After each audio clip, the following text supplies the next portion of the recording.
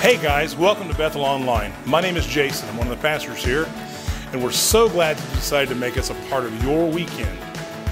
No matter who you are, where you come from, we're so glad you're here.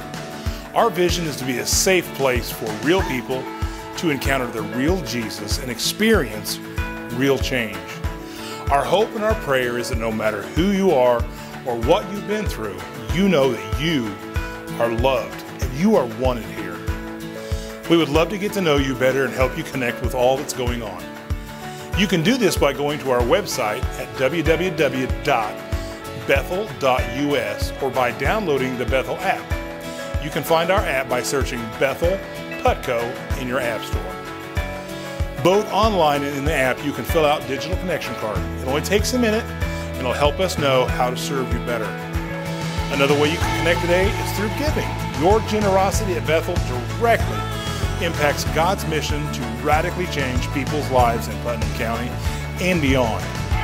Through the ministries of Bethel and the many local and regional organizations we support, people are able to see the grace of God and how much He loves them. You can always give on our website at bethel.us/give or in the Bethel app. Thank you for partnering with us and making a difference. Well, thanks again for tuning in online today. Know that you are wanted and welcome here, and you are loved. I hope you all have a great day. Good morning and welcome to Bethel Online.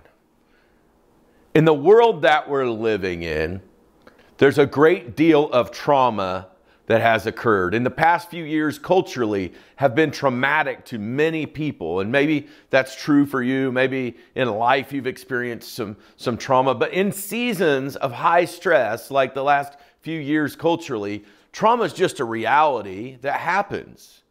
And when people have been stressed and traumatized, we don't always act our best. I don't know about you, but sometimes the things that I regret the most are the things that I did or said when I was stressed out, before I had time to process, before I had time to think. And then there's the ability, when we act out of character, there's the ability to offend someone that maybe we didn't want to offend, or if we're stressed, it's easy to become offended.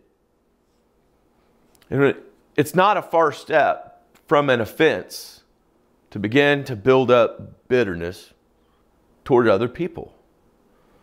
Maybe it's bitterness at a group, or maybe it's bitterness from something that happened in your small group. Maybe it's bitterness from something that happened in your workplace, in your marriage, in your home, that something someone said around the table. Or maybe it was a period in your life where you experienced trauma at the hands of another hurt person. And bitterness can start to settle in. Bitterness is not just something that the Bible recognizes as a problem.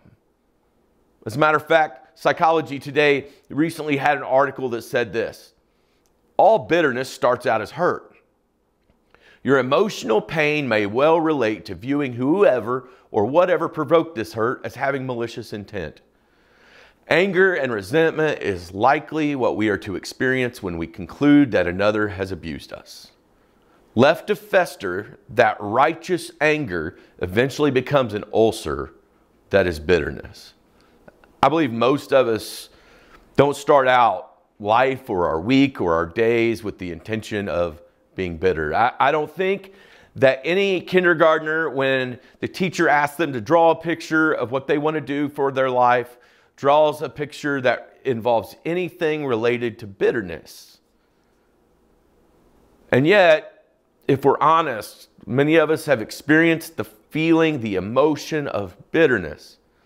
We've experienced pain at the hands of someone else, and that bitterness sets in, and then we have what becomes an ulcer in our soul, a sore spot. And we often don't act at our best when we're sore.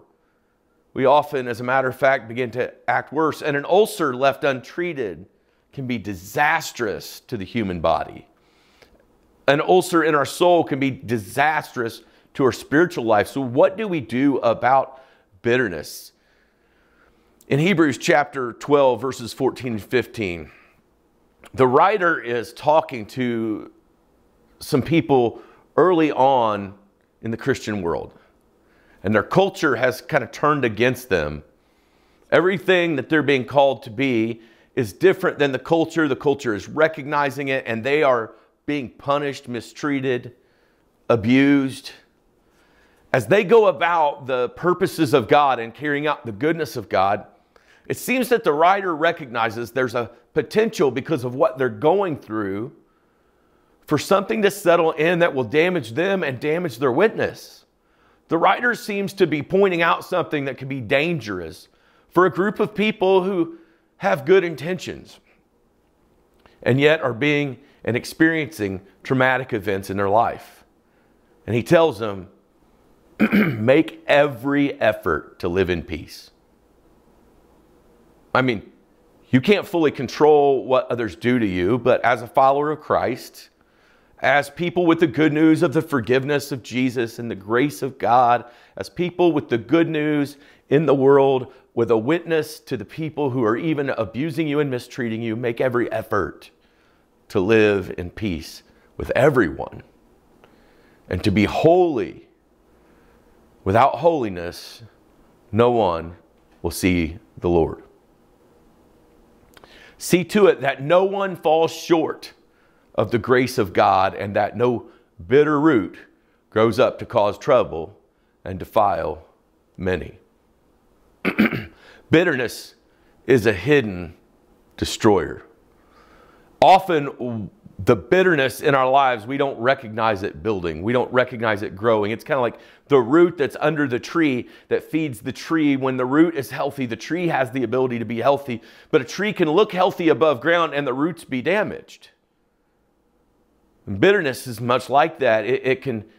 We can try to hide it and try to stuff it down, but the reality is that it travels into our life. Bitterness in one spot of our life can lead over into all areas of our life. Bitterness will destroy us. And for some of us right now, we're hanging on to bitterness thinking that's what's helping us survive. Well, if I don't maintain this and remember this and hold on to it, then it'll get me again. And the pain that I felt before, I'll feel again. But often those things that seem to be defense mechanisms that help us survive can begin to be dangerous and damaging to our very soul. See, I heard a quote one time that said, bitterness is like drinking poison and hoping it kills someone else. Another quote I heard said, roots will never respect the boundaries of your yard. You see, not only will unhealthy roots affect the tree, unhealthy roots will begin to impede upon the lives of others. Roots will never respect the boundaries of your yard. You can trim a tree and above ground and keep it away from the power line. You can trim a tree and keep it away from the boundary, but the reality is the roots continue to dig. Unless something happens that destroys, the roots will continue to spread out. And a little bit of bitterness in one spot will begin to impact everything around. You see, our bitterness doesn't just hurt the person we're bitter toward. It doesn't just hurt us. Bitterness begins to poison others. I know that you probably have people in your life that you love and care for. And you might be of the mindset that, hey, my bitterness is something I can live with and it doesn't seem to bother the person I'm angry at. But the reality is when we carry bitterness, it seeps over into the people that we love and care for. I've seen generational bitterness where someone in the family, a matriarch or patriarch in the family, a grandma or grandpa was a bitter person, and they passed down this behavior and this habit of letting the hurts and the wounds and the traumas become bitterness. And every generation to follow has the same chip on their shoulder that damages their relationships, hurts their witness. When the writer of Hebrews says, see to it that no one falls short of the grace of God and that no bitter root grows up to cause trouble and defile many. The word actually for defile actually means to stain, pollute, or contaminate. As Christians, we're called to be vessels of holiness. And bitterness will often lead us to hate. And hatred and holiness can't live in the same place. So how do you kill a root of bitterness? Number one, you expose the objects of your bitterness. Ephesians chapter 5, verse 11 says it this way: have nothing to do with the fruitless deeds of darkness, but rather expose them. Bitterness and unforgiveness holds us in a position of somehow, somewhat trying to right a wrong that someone else has done, to make them pay for what they've done. And Paul instructs the church in Ephesus to have nothing to do with fruitless deeds of darkness, but to expose them. You know, you can't heal what you cannot admit.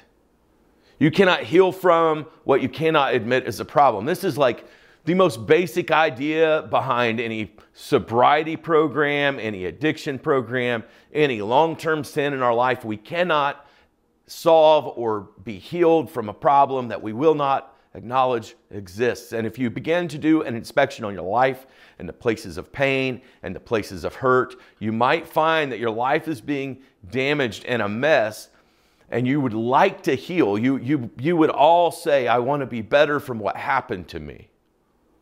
But you cannot heal from what you cannot admit. And oftentimes we have taken this event that happened to us and allowed bitterness to grow in our heart. It's a miserable existence. It's miserable when someone hurts you. But oftentimes the bitterness from an offense can do more damage to us than the offense itself. Because the bitterness that we allow to take root in our heart begins to distance us from the holiness of God. It's hard to act like Jesus when we're hating people's guts. You can't heal what you cannot admit. And maybe it's a good time for us to have some introspection into our life and say, who is it? What is it? What is this thing in my past that's brought in this bitterness? Maybe it's bitterness toward a group of people. Maybe it's bitterness toward a person. Maybe it's bitterness to someone who abused you. It may be someone who doesn't even care that you're hurt. They may have moved on with their life and not even think about you. And yet that root of bitterness is growing, and it's sending nutrients up into your life that aren't actually beneficial for you. They will actually destroy you. It says, see to it that no one falls short of the grace of God, and that no bitter root grows up to cause trouble and defile many. Jesus set out to make a way for us to live up to the grace of God. The reality is Jesus was the ultimate example of the grace of God. And he's telling the early church, these people living in a world where offense is everywhere, where they are literally having things done offensively to them, to keep their focus on not falling short of the grace of God, to maintain a level of holiness. And then as he says this, he specifically points out, see that no bitter root grows up. Because one of the great tools of Satan is to allow us to let bitter roots begin to take roots. Plants are most easily killed by destroying the root system. And some of those roots go very deep. In some invasive species, it's practically impossible to kill the root without killing everything around. And Paul's instructing, in Hebrews, is instructing to very seriously, to take seriously the issue of the root of bitterness. In my own life, I will say that probably one of the things I have struggled with, consistently struggle with, and seems to be a comeback issue in my life has been getting bitterness. I could tell you stories about things that have happened to me at the hands of people. I can tell you about things that people have done wrong or things that have occurred that seem unfair, and we all have those lists. But I was pondering this morning as I came into work a time in which out of nowhere I'm serving a church that I really love. It's doing phenomenal things. People are coming to Jesus. I'm around people that I love and care for, but the church is growing and my pastoral load was it was out of control. I mean, every week there was a funeral, or every week there was some thing extra, or we were reaching people who didn't know Jesus and they had needs. They had needed to be heard. They wanted counseling. They needed someone to assure them. They needed that, and the need was just so immense that I finally began to notice this thing happen to me over time. My phone would ring and I would just want to throw it.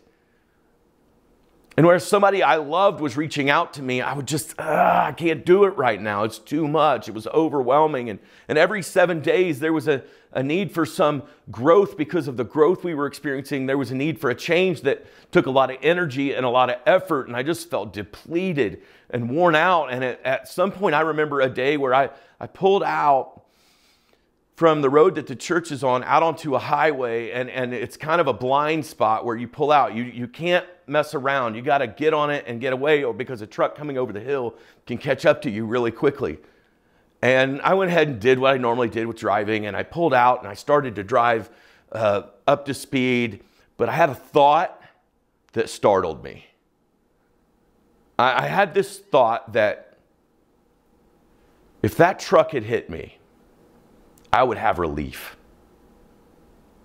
And during that season, if I'm honest, I was bitter that I didn't feel like anyone saw how tired I was. And every time that I was asked of something, and the reality is, it was just hurting people who were hurting. The reality is, it was just people who were excited about the direction we were going. I wasn't being honest with how tired I was. I had always felt like, well, I'll just go harder. I'll push myself more. And all of a sudden, people that I dearly loved, and I was beginning to feel resentment toward them. And finally, it got to a point where I realized I needed help, and I went and I spent a week away getting counseling and therapy. By the way, sometimes to deal with the bitterness you're dealing with and to work through it, it takes some help. It's okay. But after 2 or 3 days, I took a drive to the ocean, and I will never forget watching the waves go in and out, and I'll never forget the warmth of the sun on my skin. I had practically become numb to every event, good or bad, because I was burned out. And in the middle of that burnout, what had started with good intentions of being a passionate leader, loving people, had somehow turned into a giant mess. And the relational carnage from it was destroying my soul. The way I was feeling toward people was destroying my soul. And I found myself to be the hardest one to forgive. You know, as I began to get away, I began to notice things and feel things, be able to name the root. Like, when this happened, it really stunk. When this person walked away in a season where I was busy, it stunk. When I experienced this loss of friendship in the middle of a crazy season, I felt abandonment, and I began to be bitter. And I began to tell myself lies like I'm all by myself, even though I wasn't. And I began to tell myself lies like people don't care about me. And it was wrong. It wasn't even true. Removed from it, I was able to see it. Hey, I've got a healthy family, and I've got an amazing job with a crazy opportunity. And the reality was, I'd just grown bitter at my own inability to set healthy boundaries. I'd become bitter at everyone else when really I just hadn't dealt with the things that were happening in my heart. I began to feel that bitterness start to wash away. And I stood there in the wind, in the waves of the beach, and I just began to take a deep breath. And I made up my mind, I just can't be bitter anymore. I've got to let go of this offense. I got to let go of that offense. I had to look way in my past at things that had left me with a lot of pain and confusion and hurt. And I had to begin to drop them and see how they had affected my life and how they were impacting all of my relationships. How I had begun to believe some lies about God protecting me and God looking after me and God caring about me deeply and God looking after my soul. I began to forget the grace God had given me to get me here, and I was just burned out and bitter, and it was miserable. For some of you today, the way that you'll get around to dealing with the things that have caused you bitterness is just naming them. Sometimes when we name them and we ask ourselves, does this really line up to the truth of God? I had become a human doing, about doing more, doing things. And I had lost being a human being. I was never trying to be in the grace of God. I was so busy trying to tell everyone else about the grace of God that I had neglected what Jesus had done for me. So what do we do when we begin to build up bitterness? We got to name it. When it comes to people and the offenses, the little offenses that happen that can turn into bitterness, or the big offenses. And listen, for some of you, it's not a small slight that happened to you in 1985. For some of you, you were abandoned. You were beaten in a way you never should have at the hands of someone malicious. You have experienced abandonment on the deepest levels. Some of you, you've dealt with what someone did to someone that you loved. Second thing we have to do to begin to deal with the bitterness that we build up in our life is begin to cancel the debt. We really don't make great debt collectors as humans. When it comes to the debt of sins and wrongs done, we just aren't really that good at being the punisher. We aren't really good at handling a job of dealing with offense the way that God is. God is far more capable and able of dealing with the things that have been done to us. When it comes to making someone pay for their wrong, sometimes when a wrong is done to us, it takes something from us. And we want to take it back plus more. We want to pass on the bitter root to the person who did something to us. And we cannot be healthy and holy while we're dealing with hatred. So we have to cancel their debt. The truth about your situation is maybe you could do something to avenge the wrong. Maybe you could return an offense for an offense. For many of you, there's nothing you could do. And you may be dealing with something that person doesn't even care that you're hurting. God knows, God sees, God is a capable judge. But I've learned over the years that one of the jobs that we often take on is the job of being the judge. And the reality is, we don't want to be the same kind of judge for others that we want for us. We want to take the position of God and lay judgment on another person to make them pay. For some of you today, you'll have to cancel a debt without telling someone you canceled it. Maybe they're gone. Maybe you lay it down and trust God with it for God to deal with as God sees fit in all of His knowledge and not our distorted view.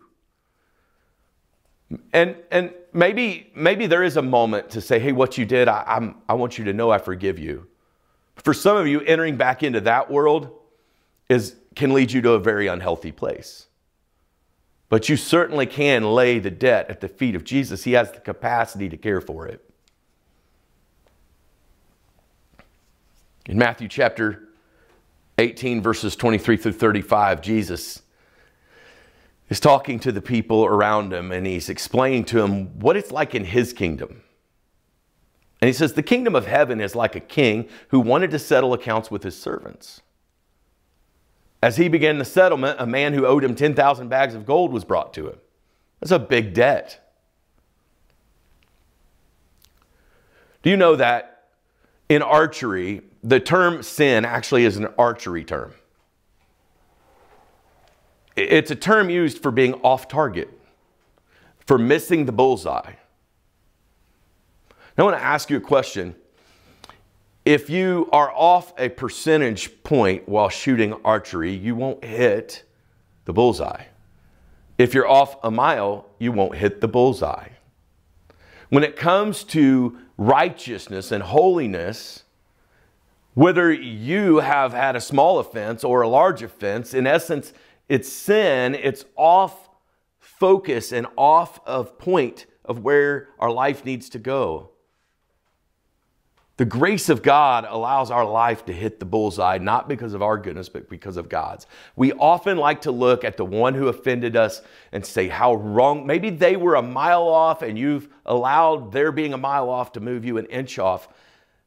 And if you've done that, you really do need to repent of your unforgiveness and receive the grace of Jesus, He's willing to impart His holiness on His people. I'll never forget my son having something done wrong to him. And my very first thought as somebody who's wrestled with bitterness my whole life was, man, I hope this doesn't make him bitter.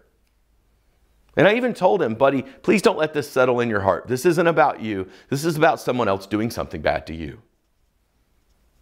Don't let bitterness set in. His response was, okay, Dad. Over a period of time, he seemed to hold on to that. He didn't seem to gather bitterness. How you doing with that, buddy? He just seemed to have forgiven and letting go. He listened to his dad. He trusted that God was over it. And I began to find myself then getting bitter about what had happened to him, only to have that moment where, like, as a parent, your kid is the parent, and they hear you going off about it, and they're like, Dad, don't let it make you bitter. You see, the reality is our bitterness can be seen by others. And bitterness ekes into all the areas of our life. Matthew goes on to say, since he wasn't able to pay, the master ordered that he and his wife and children and all that he had be sold to repay the debt. I mean, it's a huge payment that had to be paid. At this, the servant fell on his knees before him. Be patient with me, he begged, and I will pay back everything. The servant's master took pity on him, canceled the debt, and let him go.